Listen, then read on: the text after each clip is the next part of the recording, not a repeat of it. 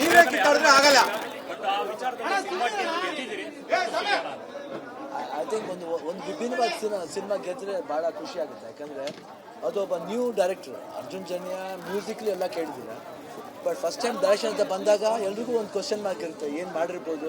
Not only ಅಭಿಮಾನಿ fans ಅಂತಲ್ಲ, ಕ್ರಿಟಿಕ್ಸಿಂದ ಹಿಡಿದು ಇಂಡಸ್ಟ್ರಿಯಿಂದ ಹಿಡಿದು ಎಲ್ರಿಗೂ ಒಂದು ಕ್ಯೂರಿಯಾಸಿಟಿ ಇರುತ್ತೆ, ಹಿಂಗೆ ಮಾಡಿರ್ಬೋದು. ಅದು ಬಿಗ್ ಕ್ಯಾನ್ವಾಸ್ ಫಿಲ್ಮು.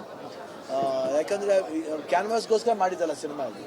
ಒಂದು ಸಿನಿಮಾ ಕಥೆ ಇಟ್ಕೊಂಡು ಅದಕ್ಕೆ ತಕ್ಕಂತೆ ಕ್ಯಾನ್ವಾಸ್ನ ಅವ್ರು ಸೆಟ್ ಮಾಡೋದು.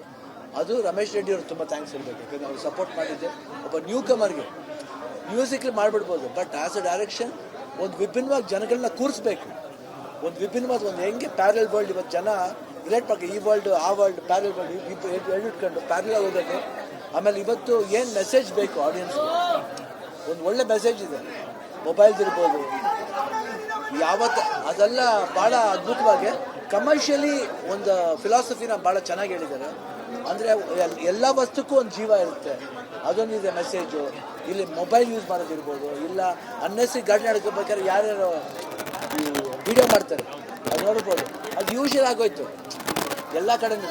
ಸೊ ಆ ಥರ ಸಮ್ ಪಾಯಿಂಟ್ಸ್ನ ಎಂಟರ್ಟೈನಿಂಗ್ ವೇಲಿ ಭಾಳ ಚೆನ್ನಾಗಿ ಮಾಡಿದೆ. ಅದು ನಾವು ಉಪೇಂದ್ರ, ರಾಜ್ಬೀರ್ ಶೆಟ್ಟಿ 3 ಜನ ಸೇರಿದ್ದು. ಏನಂತೀವಿ, ಒಂದು ತ್ರಿವೇಣಿ ಸಂಗಮನ ತಿರುಗ ನೋಡ್ತಾ ಇದ್ವಿ. ಅದು ಭಾಳ ಖುಷಿಯಾದ ವಿಷಯ. ಐ ಥಿಂಕ್ ಒಳ್ಳೆ ಥಾಟು, ಜನಗಳ ಒಂದು ಅಭಿಪ್ರಾಯ ಇದೇ ಥರ ಸ್ಟಡಿಯಾಗಿದ್ಬಿಟ್ರೆ I think film still good ಅಂತ ನನ್ನ ಭಾವನೆ. ಇದುವರೆಗೂ ನಾವು ಬಂದಿದ್ದ ಪ್ರತಿಕ್ರಿಯೆಯಲ್ಲಿ ನಂಗೆ ಭಾಳ ಖುಷಿ ಕೊಡ್ತು, ಹೆಮ್ಮೆ ಕೊಡ್ತು. ಯಾಕೆ ಈ ಥರ ಒಂದು ಡಿಫ್ರೆಂಟ್ ಆದ ಒಂದು ಪ್ರಾಜೆಕ್ಟ್ನ ಜನ ಎಷ್ಟು ಒಂದು ಬಿಫೋರ್ ರಿಲೀಸೇನೆ ಆ ಟ್ರೈಲರ್ನ ಭಾಳ ಚೆನ್ನಾಗಿ ಅವರು ಏನು ಡಿಕೋಡ್ ಮಾಡಿದ್ರು. ಅದು ಭಾಳ ಖುಷಿ ಆಗುತ್ತೆ. ಒಂದು ಫಿಲ್ಮ್ನ ಇಷ್ಟು ಡಿಕೋಡ್ ಮಾಡಿದ್ದಿಲ್ಲ ಅಂತ ಕಾಣುತ್ತೆ, ತಲೆ ಕೆಡ್ಸ್ಕೊಂಡಿಲ್ಲ.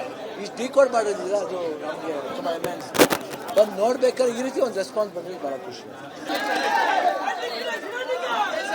ಆಯ್ತು, ಒಂದು ನಿಮಿಷ